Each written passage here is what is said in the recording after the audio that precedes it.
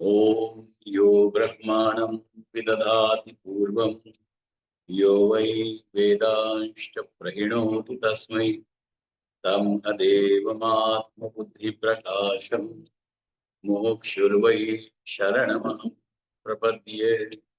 ओम शांति शांति शांति।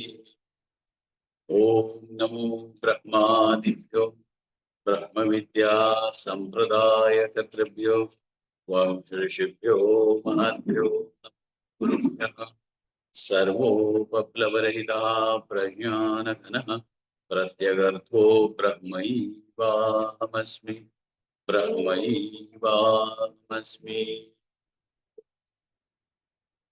वेदान्तार्थविभासकाय गुरवे शान्ताय सन्न्यासिने नानावादीनगेन्द्रसङ्गपवये योगीन्द्रवन्द्याय च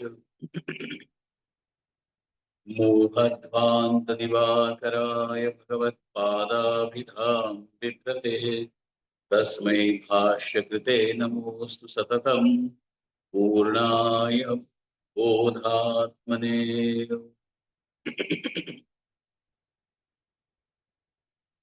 ग्रंथ का मंगल कीजिए। सर्ग स्थिति प्रलय हेतुम अचिन्त्य शक्तिम विश्वेश्वरम विदित विश्वम अनंत मूर्तिम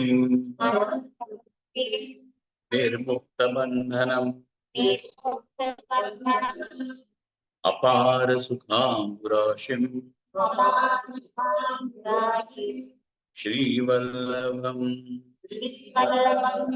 विमलबोधघनं नमामि।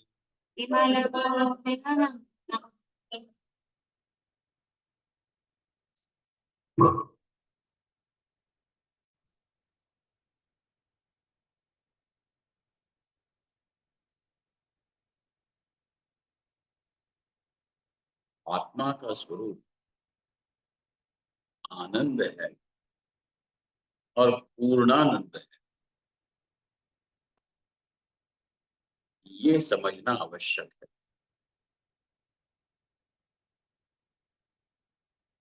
यदि यही दिखता है कि यही आत्मा आनंद स्वरूप है तो पुनः विषयों में प्रवृत्ति नहीं होगी।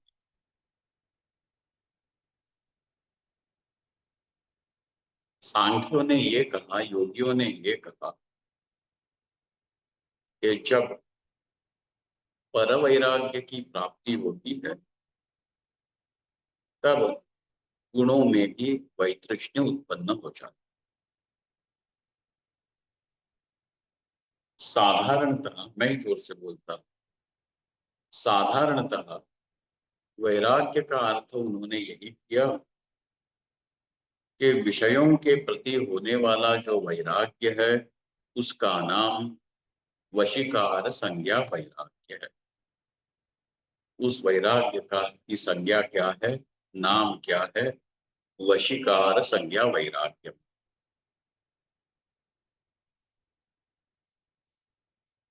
परंतु वहां पे जो विषयों में होने वाला वैतृष्ण्य है उसका कारण है विषयों में दृढ़ दर्शन। और जो परवैराग्य है अर्थात ये वशीकार संज्ञा वैराग्य जो है, दृष्ट अनुश्रविक विषय विदृष्टस्य वशीकार संज्ञा वैराग्यम।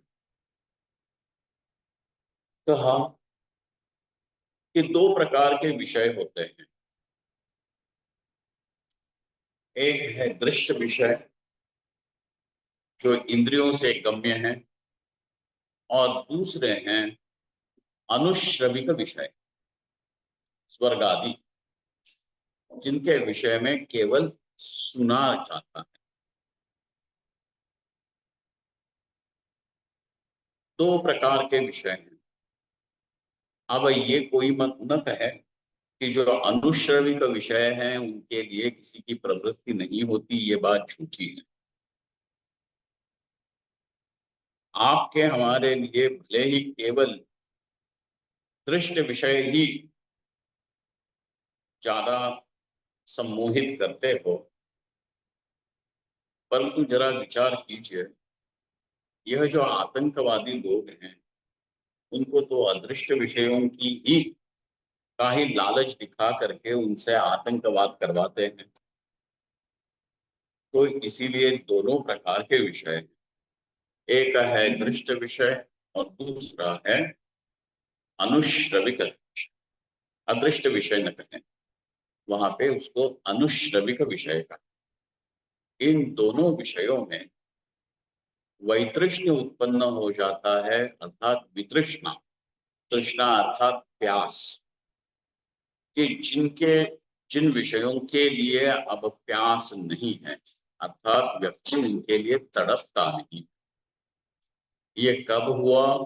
तो वो कहते हैं कि जब इनमें दोष दर्शन होगा तब ये संभव होगा। परंतु उन्होंने कहा कि एक और है वैराग्य का रूप, और वो है परवैराग्य। वो है परवैराग्य। परवैराग्य कहते हैं विषयों के दोष दर्शन से नहीं है। परवैराग्य का कारण है प्रकृति और पुरुष का विवेक होना। जितना जितना ये सुस्पष्ट समझ में आता है और दिखता है कि यह पुरुष असंग है, उतना उतना प्रकृति के गुणों से भी वैतृष्ण्य उत्पन्न हो जाता है। और जब ये परवैराग्य की प्राप्ति होती है, तभी असंप्रज्ञात समाधि में प्रवेश हो सकता। बिना परवैराग्य के असंप्रज्ञात समाधि होगी नहीं। इसीलिए उन्होंने तो वैराग्य इस प्रकार होता है। ये हम वेदांतियों ने भी पहली बात तो स्वीकार कर ली कि जो दृष्ट और अनुश्रविक विषय हैं, उनमें तो दोष दृष्टि करनी ही पड़ेगी। परंतु हमारा जो परवैराग्य है, वो तो ऐसा है कि जो फल स्वरूप है। अब वो साधन रूप नहीं है। उनका जो परवैराग्य है योगियों का, वह साधन रूप है। क्योंकि इस वैराग्य से ही अब असंप्रज्ञात समाधि होगी। वैसे आप लोगों को पता होगा कि समाधि शब्द जो है वो पुल्लिंग है। भले ही हम हिंदी में और भाषा में समाधि को स्त्रीलिंग बना देते हैं, कई लोग तो आत्मा शब्द को भी स्त्रीलिंग कर देते हैं। आत्मा आती है और जाती है। अब वहां पे व्याकरण तो नहीं से चल सकता संस्कृत का, तो जो ठीक है। समाधि का कारण बताया। कौन से? संप्रज्ञात समाधि का कारण है परवैराग्य। तो उन्होंने परवैराग्य को रख दिया कारण कारण श्रेणी में, साधन श्रेणी में। और हमारा जो परवैराग्य है वो एक प्रकार से फल स्वरूप है, फल रूप है। क्योंकि जितना ये समझ में आया कि यह आत्मा आनंद रूप है, अब आनंद को ढूंढने के लिए, सुख को ढूंढने के लिए मैं कहाँ जाऊं?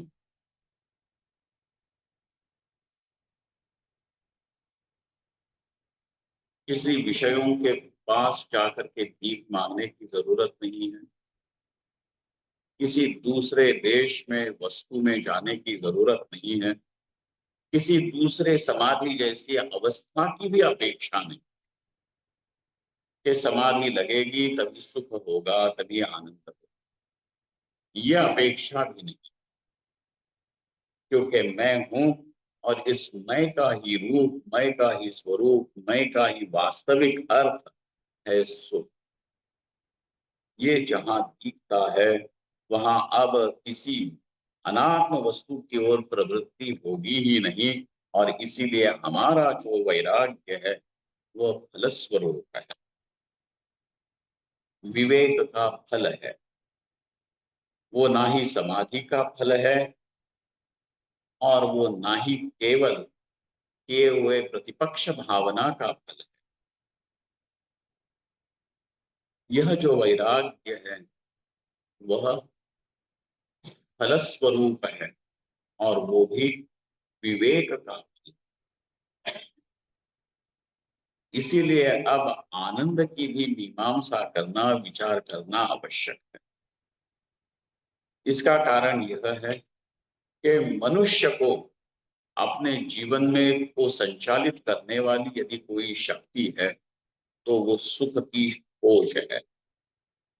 सुख की खोज में मनुष्य न जाने क्या क्या कर बैठता है, कहाँ कहाँ पहुंचता है। इसीलिए ये एक बहुत बड़ी शक्ति है। यदि इस सुख को ही, सुख की खोज को ही आलंबन करके आत्मा का अन्वेषण किया जाए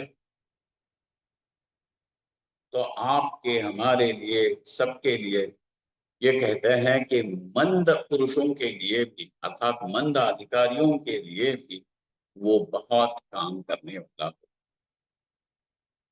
बहुत फलप्रद होगा, सफल होगा। इसलिए विचार करना पड़ेगा कि यह सुख है कैसा, आता कहाँ से है, जिसकी खोज में मैं लगा हुआ।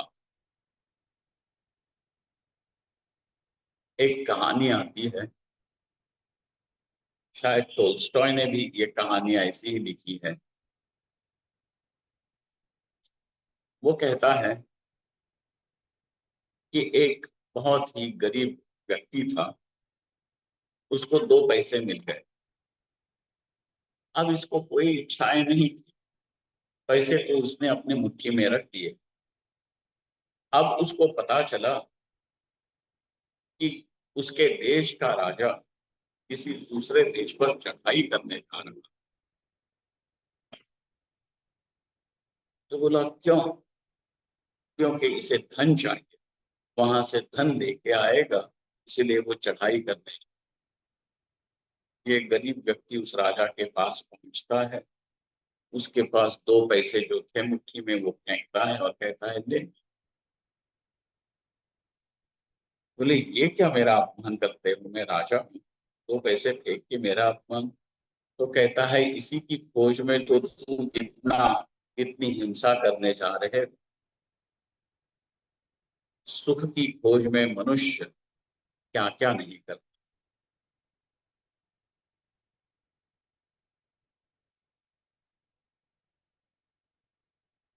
समाज में होने वाले जितने अपराध हैं वे भी कोई ना कोई सुख की खोज में ही कर रहा है। एक शराबी शराब पी रहा है और एक योगी समाधि लगा रहा है। ये दोनों ही सुख की खोज में ही तो हैं। परंतु बेचारे जानते नहीं हैं कि जिस सुख की खोज में वो जाने अनजाने में इतना पाप भी कर बैठते हैं, वह सुख तो यह आत्मा ही, जो सुख को खोज रहा है वो स्वयं आनंद स्वरूप है, ये वो जानते नहीं। इसीलिए ज्ञानी के जीवन में नितांत शांति है,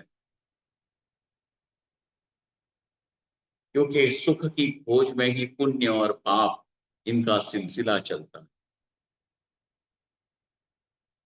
कोई पुण्य कर रहा है, मंदिर में जाकर के पूजन कर रहा है, क्योंकि वो यही देखता है कि इस पुण्य से सुख होगा। कोई शराब पी रहा है, झूठ बोल रहा है, तो वो यही सोचता है कि पाप करने से सुख होगा। लेकिन बेचारा जो पाप करके सुख होगा ये सोचता है, अभी तक उसको और समझा ही नहीं है कि जो व्यावहारिक सुख का भी स्वरूप है वो तो पुण्य से ही हो। इसलिए खोज तो रहा है, परंतु गलत दरवाजे पे दस्तक दे रहा है। पाप करता है और पाप का फल वो चाहता है सुख निकले।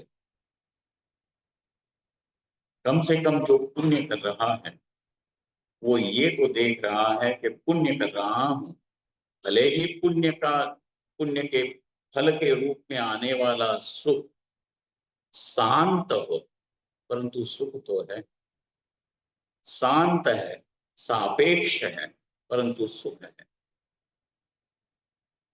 परंतु पाप करके आने वाला जो फल होगा वो तो दुख ही होगा। इसलिए पापी पाप करता है सुख के लिए, लेकिन जानता नहीं है कि गोद में तो वो दुख को ही बिठा रहा।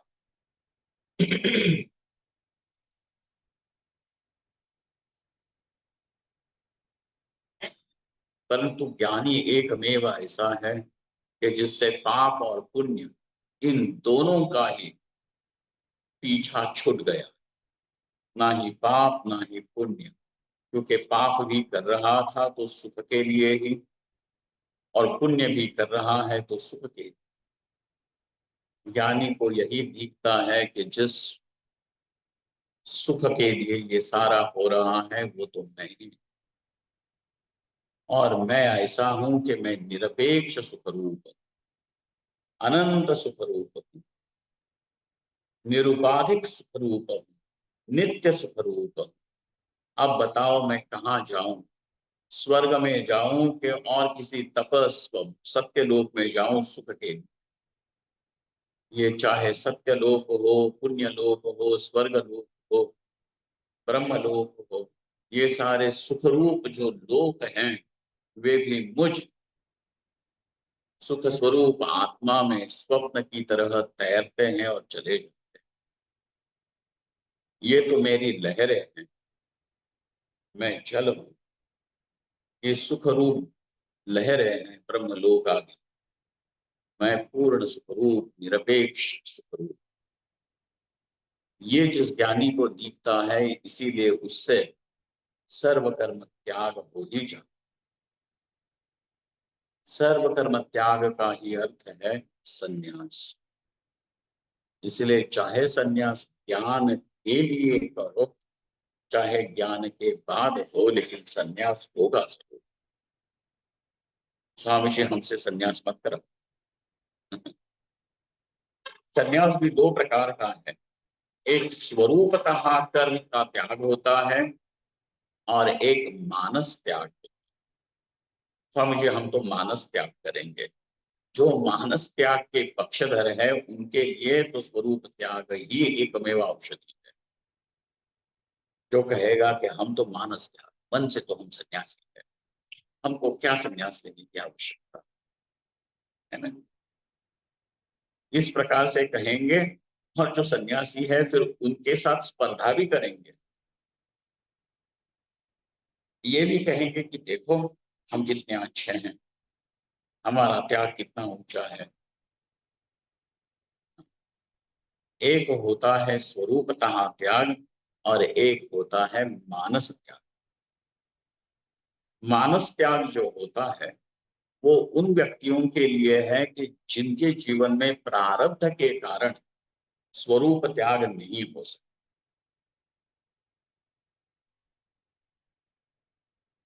परंतु जिनके यहाँ स्वरूप त्याग हो सकता है वे तो जरूर ही करेंगे, क्योंकि अब जितनी भी चेष्टाएं हैं, चाहे वो लौकिक चेष्टाएं हों, चाहे वह शास्त्रीय चेष्टाएं, सारी चेष्टाएं उसको निष्फल दिखती है। जो निष्फल है उसमें किसकी प्रवृत्ति होगी? ये सारी, चाहे शास्त्रीय कर्म हो चाहे लौकिक कर्म हो, इन सब का एकमेव गंतव्य है और वो है सुख।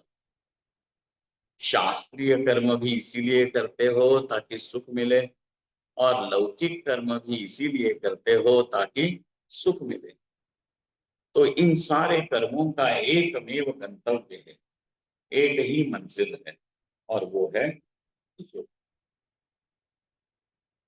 जो पहले से ही उस मंजिल पे पहुंचा बैठा हुआ है, आत्म रूपेण जिसको उपलब्धि हो गई है, अब वो क्यों कहे कि मैं कुछ लौकिक कर्म करता हूं अथवा शास्त्रीय कर्म करूं, चाहे शरीर से करता रहे,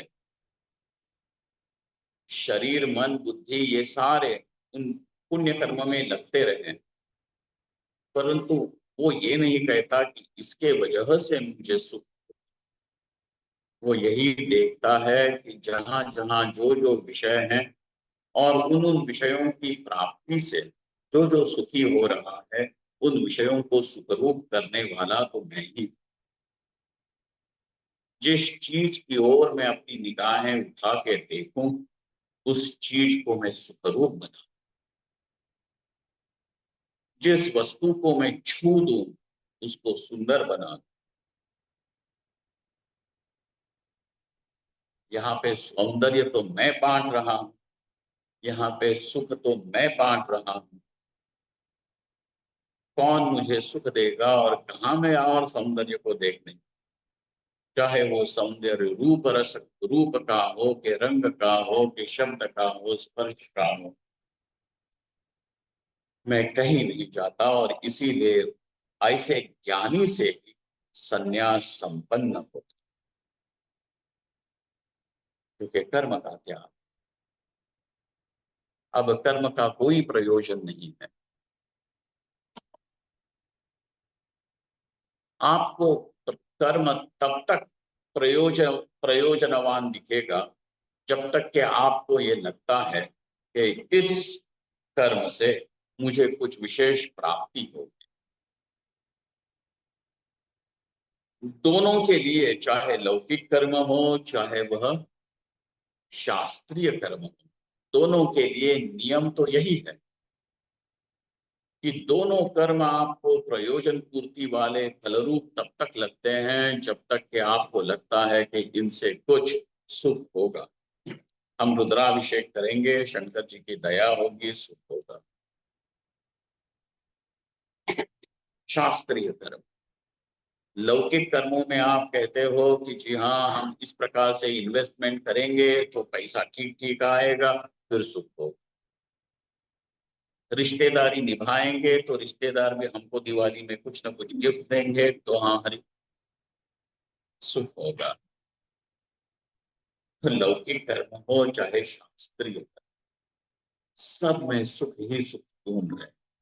इसीलिए इस ज्ञानी से दोनों कर्मों का त्याग होता है।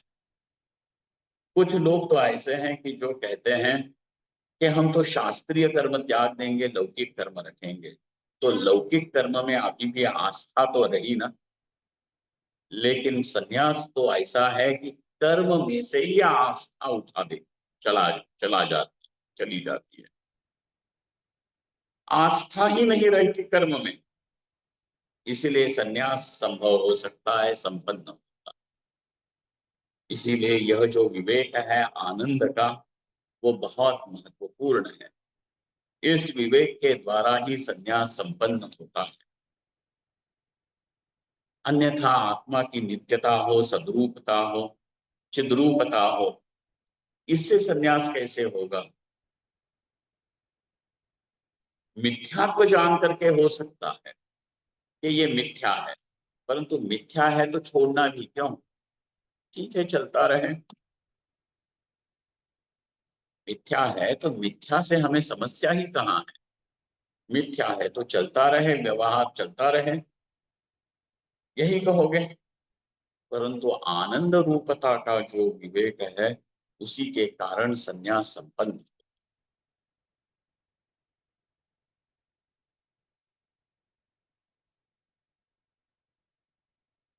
यही बात है अब इस अग्रिम श्लोक में आनंद रूपता का ही विचार किया गया। 24वां श्लोक आप दोहराइए। पुत्र वित्तादयो भावाः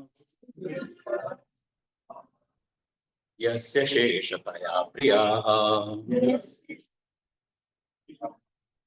द्रष्टा सर्वप्रियतमः सोऽहम्। नहीं, द्रष्टा सर्वप्रियतमः सोऽहम् मित्यवधारय। सोहम इति अवधारय, वह मैं हूं ऐसा निश्चय करो, ठीक ठीक समझ लो। अवधारणा का अर्थ है समझ लेना। दो प्रकार होते हैं, एक है मानना और एक है समझना। अगर बात को समझते हो तो मानना नहीं पड़ेगा। आत्मा सच्चिदानंद है, ये बात अगर समझ ली तो आत्मा सच्चिदानंद है, गुरुजी ने कहा है इसलिए भैया सत्वचन में मानता, ये नहीं करना पड़ेगा। एक है मानना और एक है जानना, समझना। यहाँ पे तो ये कह रहे हैं कि ये समझ लो, ये समझने की बात है। मानने वाली जो बात होती है वो उपासना की है, और जानने वाली समझने वाली जो बात है वो है ज्ञान। यह शालग्राम शिला है, यह विष्णु है। अब विष्णु का अर्थ होता है कि जो जगत कारण है ऐसा परमात्मा। ये शालग्राम शिला को जो तुमने विष्णु कहा, क्या इस शिला में से, इस गोले में से ये सारा ब्रह्मांड निकला है क्या? तो कहना पड़ता है कि नहीं, ये शिला ही स्वयं गंडकी नदी से निकली है ना? आप जानते हो ना, गंडकी नदी का जो पत्थर होता है उसको कहते हैं शालग्राम। नर्मदा में से जो निकलते हैं उनको कहते हैं बाण। सोन नदी में से जो निकलता है, जिसको अब सोन बोलते हैं, सोनभद्र सोन, उसमें से जो निकलता है वो लाल रंग का होता है, वो है गणेश। और पारद का जो पत्थर होता है वह है अंबिका।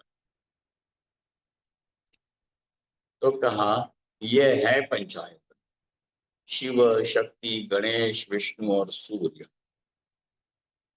इनका पूजन करो। तो आप कहोगे सूर्य तो आकाश में चमक रहा है, ये कहा मेरे छोटे से मंदिर में पूजा में आकर के बैठ गया। तो कहते हैं कि यही जो छोटा स्फटिक का गोला है इसी को सूर्य मान, यही जो सोन नदी में से निकला हुआ पत्थर है इसको गणेश मानो, ये मानना हुआ। और जहां मान के कुछ किया जाता है, स्वीकार किया जाता है, वह होती है उपासना। आत्मा सच्चिदानंद है, ये जानना है।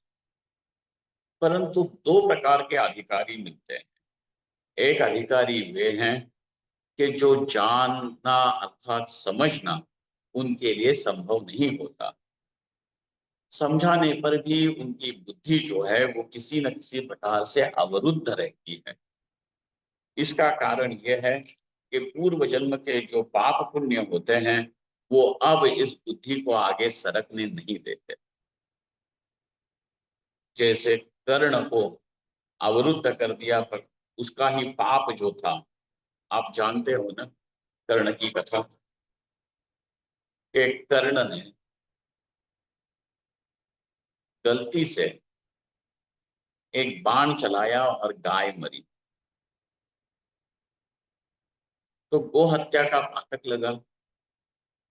जिस ब्राह्मण की गाय मरी उस ब्राह्मण ने शाप दिया कि देखो, जिस प्रकार मेरी गाय बिल्कुल असहाय थी,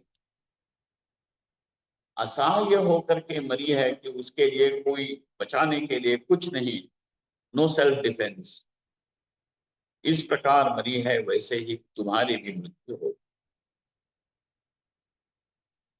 तुम्हारा भी रथ धसेगा। और कर्ण लाख कोशिश करता है, नीचे उतर के अपना कंधा लगाता है उस पहिए को उठाने के लिए, परंतु धसा हुआ पहिया निकलता नहीं है। और कृष्ण भगवान कहते हैं कि ये यही है कर्ण के मृत्यु का समय। अर्जुन कहता है कि मैं मार रहा हूं, लेकिन भगवान ने तो कहा निमित्त मात्र भवसव व्यसाचन। ये तो ब्राह्मण का शाप है, तुम तो निमित्त हो। मृत्यु सर्वहरश्चास्म चाहम, मैं तो मृत्यु बन करके सबके सबके ऊपर मंडरा रहा। इनको तो मैंने पहले ही मार मार दिया है। पहले ही मार दिए हैं क्या अर्थ यही है कि जो जन्मता है उस व्यक्ति के साथ वो कहाँ रहेगा, कहाँ शादी करेगा, कितने बच्चे होंगे, पैसा होगा नहीं होगा, उसके मान अपमान, ये सारी चीजें अनिश्चित है एक रूप से। परंतु निश्चित एक ही वस्तु है, और वो है कि वो जन्मा है तो मरेगा जरूर। मृत्यु को तो साथ लेकर के ही आना। इसलिए अर्जुन, तुम्हें लगता है कि तुम मार रहे हो, अरे भैया ये तो मरे हुए ही हैं। निमित्त मात्रम भव सब साचिन, वो ब्राह्मण का शाप है कि इसी प्रकार इसकी मृत्यु है। चढ़ा अपनी प्रत्यंचा पे बाण। जिस प्रकार कर्ण का रथ अवरुद्ध हो जाता है, उसी प्रकार हमारी बुद्धि भी अवरुद्ध हो जाती। कर्ण का जो पाप था, गो हत्या का पातक था, वही उसको अवरोध करने वाला बन गया। वैसे ही हमारी बुद्धि भी अवरुद्ध हो जाती है। समझाने पर भी समझती नहीं है कि यह आत्मा आनंद रूप है। आनंद का कारण तो हमको काजू बादाम किशमिश यही लगता रहता है। पुत्र वित्त इत्यादि इन्हीं चीजों में हम समझ रहे हैं कि यही है सुख का कारण।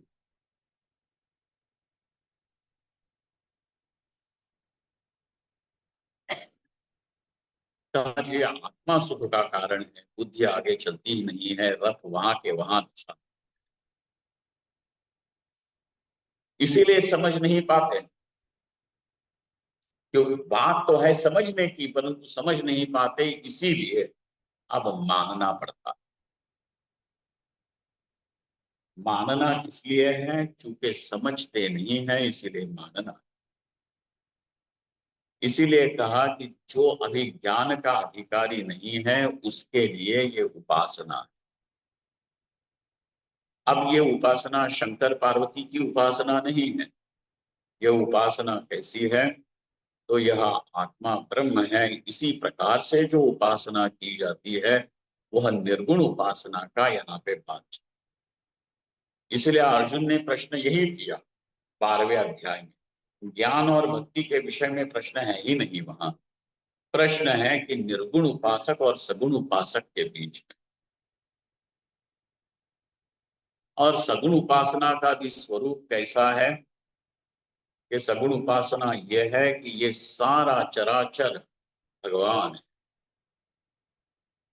जो कुछ दिख रहा है, कीट मशक, पेड़ पौधा, मनुष्य यक्ष किन्नर स्त्री पुरुष बालक युवा, हाँ, आकाश वायु तेज जल पृथ्वी, ये सारे पंच महाभूत, ये सब कुछ भगवान है, विश्वरूप परमेश्वर है। ये दर्शन करना, ये समझना और उस प्रकार से अपना व्यवहार करना, ये उस सगुण उपासना का स्वरूप। केवल ये सगुण उपासना वहां पे अभिप्रेत नहीं है कि हाँ कृष्ण कहाँ छिप गए हो, हाँ कृष्ण कहाँ छिप गए।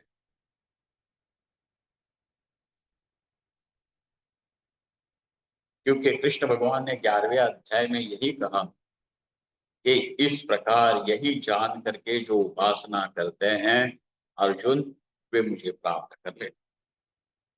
तो इस प्रकार मतलब किस प्रकार? एवं यो वेत्ति। हाँ, क्या है? एक यहाँ पे रख दिया भगवत गीता।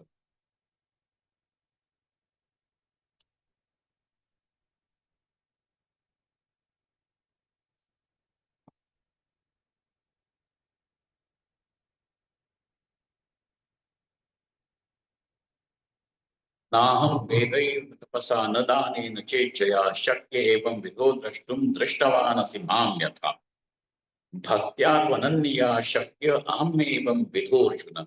एवं विध, हे अर्जुन, इस प्रकार से। एवं विध, विध शब्द का अर्थ क्या है? प्रकार से।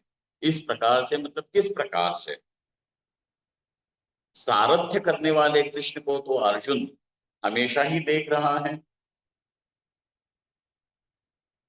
रथम स्थापय च्युत कह रहा है, परंतु भगवान कहते हैं एवं विधा था, जो विश्वरूप दर्शन हुआ है उस प्रकार से। अर्जुन, जो तुमने ये समग्र विश्व को मुझ परमेश्वर में देखा, मुझ परमेश्वर से भिन्न व्यक्त अव्यक्त, यक्ष राक्षस किन्नर देव ऋषि सिद्ध, सब कुछ मुझी में है, ये जो देख रहे हो इसी प्रकार। इस प्रकार जो देखना होता है, जानना होता है, वो कैसे है? भक्त्यात्वनन्यया, यहाँ पे इस प्रकार की भक्ति है। ये भक्ति भगवान ने कही है। जातुम द्रष्टुम च तत्वेन प्रवेष्टुम च परंतप। और ऐसे ही भक्त के लिए भगवान अब कहते हैं कि वह जानने की योग्यता प्राप्त कर लेता है। ज्ञातुम द्रष्टुम तत्वेन प्रवेष्टुम, वो समर्थ हो जाता है, वो जान सकता है, देख सकता है। देख सकता है का अर्थ यह है कि उसके लिए वो प्रत्यक्ष है, साक्षात प्रत्यक्ष है। एक प्रसंग याद आता है विवेकानंद और रामकृष्ण के बीच। विवेकानंद ने रामकृष्ण से पूछा कि आपको परमात्मा दिखता है?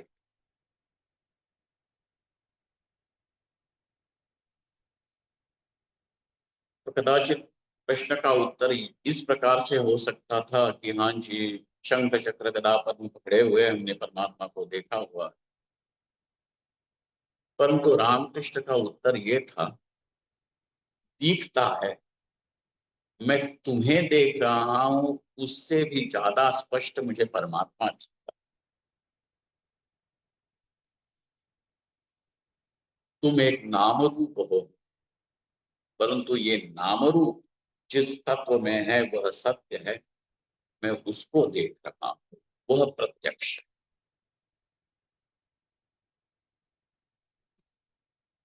जब आपकी बुद्धि नाम रूप का तिरस्कार कर सकती है, तभी वो तत्व को जान सकती है। कंगन हो, हार हो, मुकुट हो,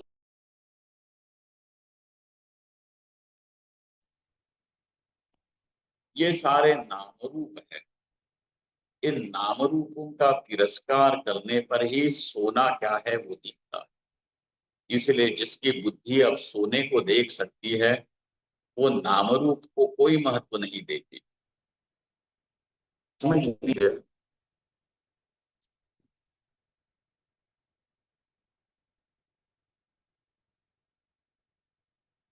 किसी के पास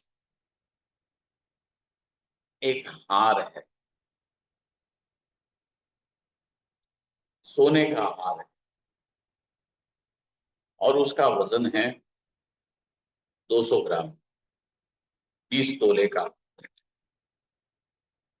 और एक दूसरा हार है, बड़ा सुंदर है, लेकिन उसका वजन है 50 ग्राम। 50 ग्राम में कितना हो जाता है? 5 तोला। सुंदर हार रखे कि भद्दा हार रखे? तो वो कहता है ये सुंदर हार ले लो, ये ज्यादा अच्छा नहीं है, ये सुंदर नहीं है, सुंदर है वो नहीं है, कुरूप है वो मेरे पास रहने दो। इसका कारण यह है कि अब वो सुंदर और कुरूप नहीं देख रहा है, वो देख रहा है सोने को। तो जब बुद्धि नामरूप को छोड़ देती है, तब तत्व में प्रवेश करने की का सामर्थ्य रखती है। वैसे ही यहाँ पे जातुम द्रष्टुम च तत्वेन प्रवेष्टुम,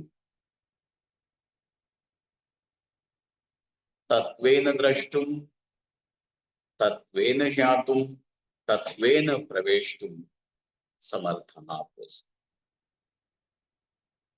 तो जिसने अपने जीवन में पूर्व में ही इस प्रकार की सगुण उपासना की है, अब उसके लिए ज्ञान पूर्ण नहीं।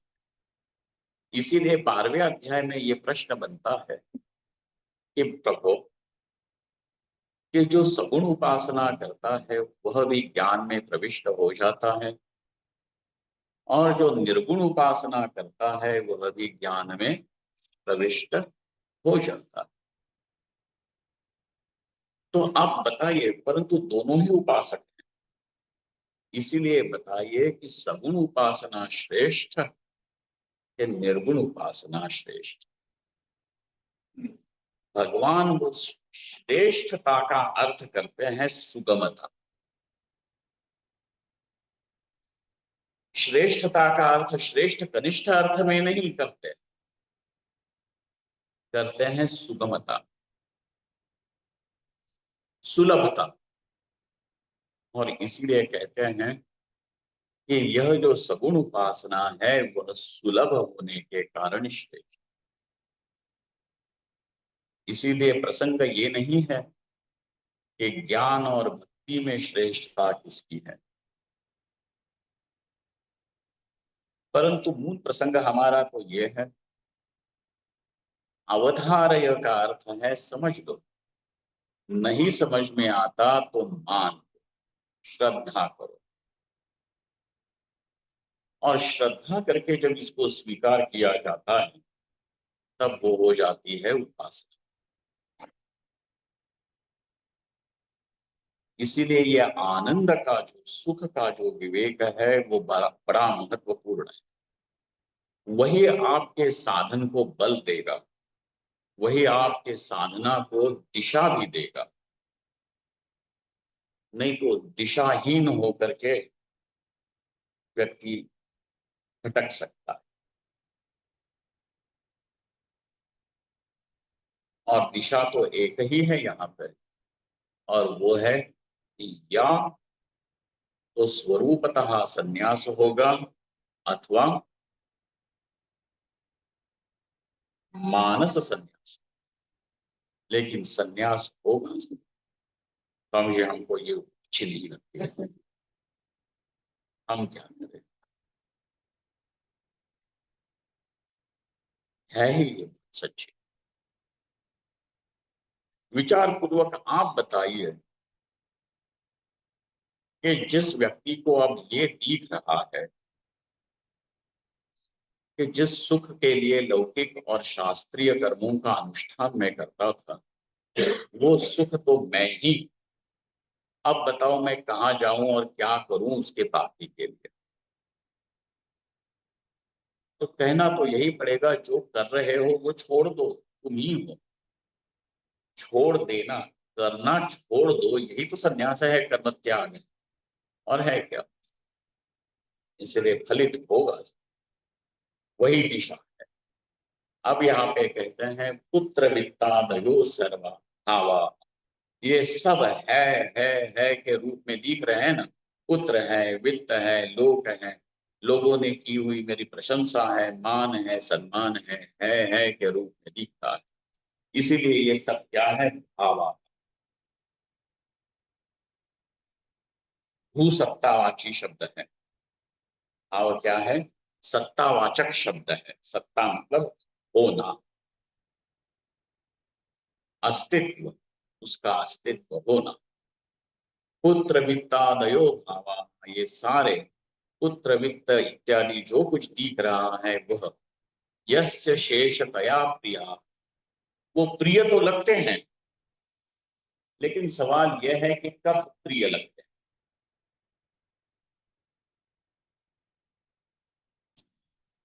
बाहर इतनी गाड़ियां लगी हुई है या तो बाहर इतने जूते रखे हुए हैं, हम किसी एक जूते की प्रशंसा करें या किसी एक गाड़ी की प्रशंसा करें, आपको सुन के कोई अच्छा नहीं लगेगा। ज्यादा ठीक है भाई, बोल रहे हैं बोल रहे हैं, लेकिन तब अच्छा लगेगा यदि वो जूता आपका हो या गाड़ी आपकी।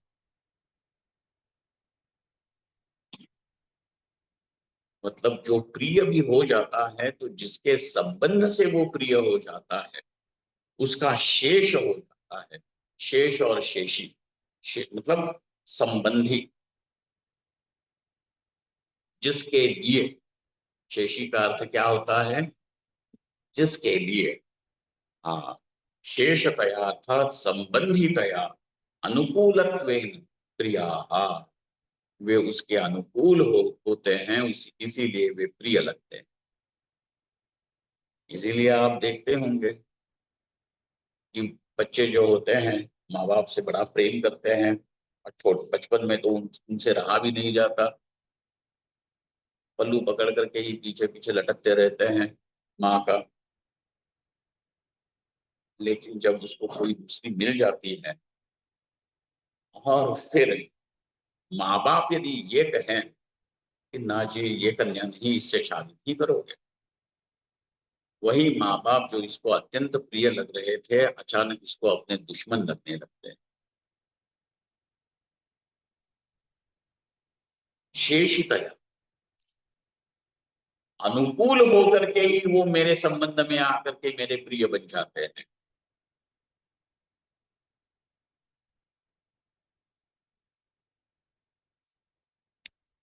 इसलिए पुत्र वित्त इत्यादि ये सारी चीजें मेरे शेष हैं।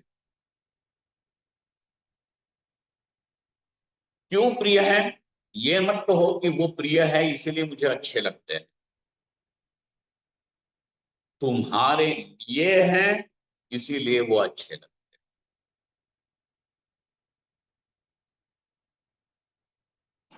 यही तो न्याय है। मैत्रेयी ब्राह्मण का विचार तो यही है। आत्मनस्तु कामाय सर्वम प्रियम भवति। वो प्रिय इसलिए है कि वो तुम्हारे काम के लिए, काम के हैं इसीलिए। जिस दिन पता चलेगा कि ये मेरे काम नहीं है, तो बोलेंगे वृद्धाश्रम देखते हैं। काम के हैं तब तक के प्रिय। इसलिए मैं तो माँ बाप की बात कर रहा हूँ, यहाँ पे पुत्र वित्तादयों की बात हो रही है। ये सारे शेष और मैं शेषी। पुत्र वित्तादयो भावा यस्य शेषतया प्रिया। और यह कौन है? तो कहा कि ये जो है जिसको ये सारे प्रिय लग रहे हैं, वह कौन? वो दृष्टा। वो कौन है? दृष्टा है। और इसका दृष्टृत्व, साक्षित्व पूर्व श्लोकों में सिद्ध होके आया। इसका दृष्टृत्व और साक्षित्व जो पहले वाले श्लोक किए हैं वहां पे सिद्ध करके आए हैं। इसीलिए अब कहते हैं कि यह दृष्टा जो है वह सर्व प्रियतम, वो सबसे प्यारा। एक तो सर्वप्रियतम का अर्थ ये बना कि सबसे प्यारा, और दूसरा अर्थ यह है कि सबका प्यारा। नहीं तो लोगों को लगता है भगवान को प्यारे हो गए, चले गए। वो वाला नहीं, सबका प्यारा। सबको पूछो कि सबसे प्यारी चीज तुम्हारी कौन है, तो उत्तर यही आएगा, यह मैं सबके लिए। चाहे वो पढ़ा लिखा हो कि अनपढ़ हो, चाहे वो राजा हो कि रंक हो, स्त्री हो कि पुरुष हो, यहाँ पे कोई भेदभाव नहीं, सबके लिए मैं ही प्रिय है। इसलिए सबका जो प्रिय है ऐसा मैं। अब जिस रूप में आप मैं को समझते हो, अगर आप समझते हो कि मैं का अर्थ देह है, तो आपको भी यही लगेगा कि सबको ये देह प्रिय लगे। अगर आपके लिए मैं का अर्थ बन जाता है मैं ये कर्ता भोक्ता विशेष पुरुष, तो आपको ये लगेगा कि यही मैं सबको प्रिय लगने लग जाए। लेकिन ये संभव नहीं है। लेकिन जो शुद्ध मैं है वो सबका ही प्रिय हमेशा ही है। और दूसरा अर्थ है सबसे प्रिय। हाँ, अपने जीवन में बाकी सारी पुत्र वित्त पत्नी इत्यादि सारी चीजें पड़ी हुई हैं और ये प्रिय लगती है, लेकिन इनसे भी ज्यादा प्रिय लगता है अपना ही आपा, अपना ही स्वयं का आखिर स्वयं। इसीलिए सबसे प्रिय यही है। वे एक कथा लिखते हैं, राम तीर्थ। उनका नाम सुना होगा ना, स्वामी राम तीर्थ। उन्होंने एक कथा लिखी है कि कोई एक सेठ जी थे, उनके घर में आग लग गई। उनका पुत्र जो है वो अंदर फंस गया। सेठ जी बाहर से चिल्ला रहे हैं, अरे कोई बचाओ, मैं 1 लाख रुपया दूंगा, अरे कोई बचाओ, मैं 2 लाख दूंगा, अरे कोई बचाओ 10 लाख दूंगा। तो आखिरकार किसी ने पूछा कि सेठ जी, आप ही पूछ जाओ, पैसा भी बच जाएगा।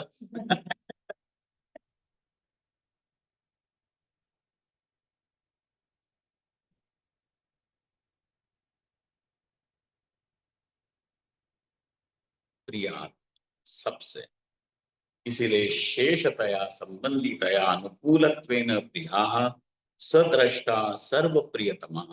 वही दृष्टा जो है वो सर्वप्रिय, उत्कृष्ट प्रेमास्पदः। सर्वप्रियतमः का अर्थ क्या है? वो प्रेम का आस्पद है। आस्पद का अर्थ होता है जहां नौका बांधी जाती है, उसको कहते हैं आस्पद। अगर नौका को बांध न दिया जाए तो नौका बह जाएगी, नदी की धारा में नौका बह जाए। तो किनारे, किनारा मतलब आस्पद, किनारे में ही बांधी जाती है नौका। इसीलिए जैसे हमारा भी प्रेम है, वो भी एक प्रकार का नौका है। तो कहा कि इस प्रेम को कहाँ बांधते हो? तो कोई कहता है हमने पैसे में रखा है, स्त्री में रखा है, पुत्र में रखा है, मकान में रखा है, लोगों में रखा है, रिश्तेदारों में रखा है, अपनी इस प्रशंसा में रखा हुआ है। इस प्रकार नाना प्रकार से हम अपने प्रेम को बांध देते हैं अलग अलग जगहों में। ये हो गया आस्पद, किनारा दे दिया इनको। परंतु ये किनारे ऐसे हैं कि जिनका कोई भरोसा, टूट जाते हैं।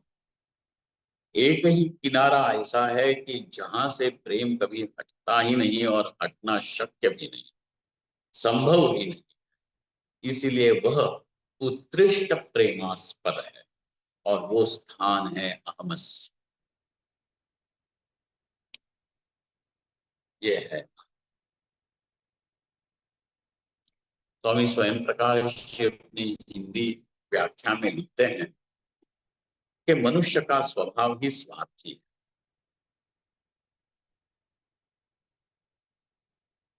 स्वार्थी होने पर भी यही एकमेव, मतलब स्वार्थ का अर्थ यह है कि अपने आप से ही प्रेम कर। इंग्लिश में तो इसको एक अलग शब्द भी है, नार्सिसिज्म।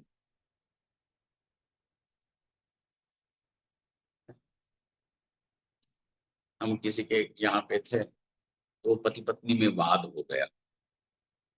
पत्नी बोली पति से कि देखना, हम दोनों में बहुत सारी चीजें समान है।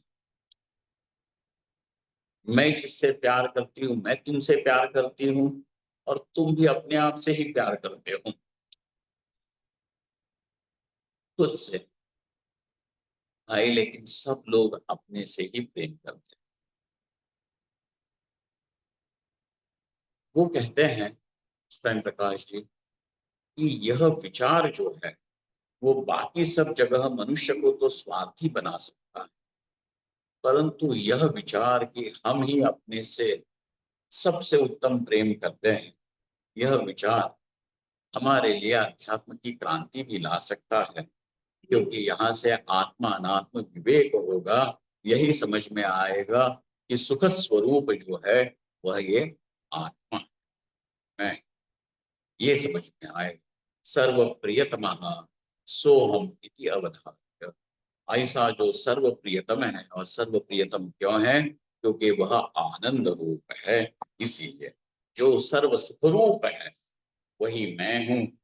ये जब समझ में आता है तो समझ में आने के लिए ये विवेक, और समझ में आ जाए तो संन्यास संपन्नम सावधान। ओम पूर्णमदः पूर्णमिदं पूर्णात् पूर्णमुदच्यते पूर्णस्य पूर्णमादाय पूर्णमेवावशिष्यते। ओम शांति शांति शांति। शंकर शंकराचार्य केशवं बादरायण सूत्रभाष्यकृतौ वन्दे भगवन्तौ पुनः पुनः।